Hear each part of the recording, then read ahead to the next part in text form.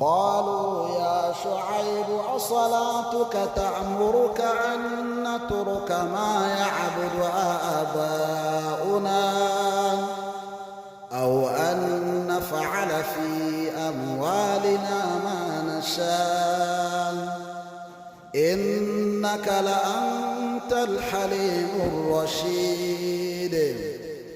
قال يا قوم أرأيتم إن كنت على بينة من ربي ورزقني منه رزقا حسنا وما أريد أن أخالفكم إلى ما أنهاكم عنه إن أريد إلا الإصلاح ما استطعت وما توفيقي إلا بالله عليه توكلت وإليه أنيب.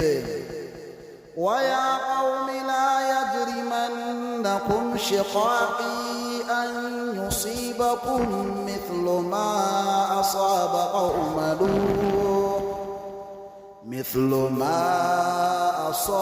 قوم نوح أو قوم هود أو قوم صالح وما قوم لوط منكم ببعيد واستغفروا ربكم ثم توبوا إليه إن ربي رحيم ودود.